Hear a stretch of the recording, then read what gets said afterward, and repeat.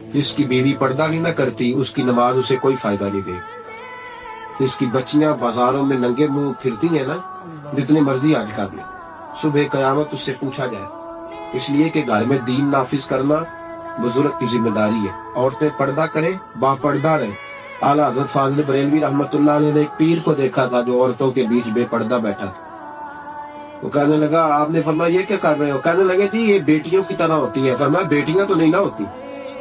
اس نے کہا جی بیٹیوں کی طرح. تو اعلیٰ حضرت فرمانے لگے نبی کی بیویوں کو قرآن نے مومنوں کی مائیں کہا ہے.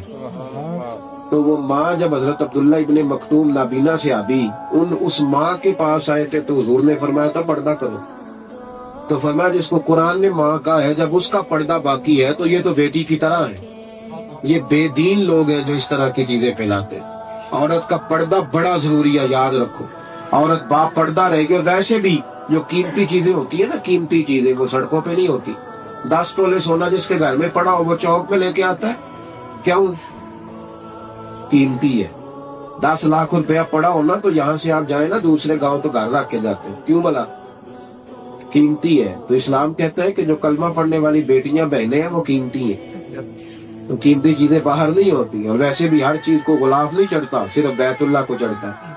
ہر کتاب کو نہیں چڑھتا، صرف قرآن پاک کو چڑھتا ہے. ہر بیوی پردہ نہیں کرتی، صرف نبی پاک کا کلمہ پڑھنے والی کرتی ہے. پردہ بڑا ضروری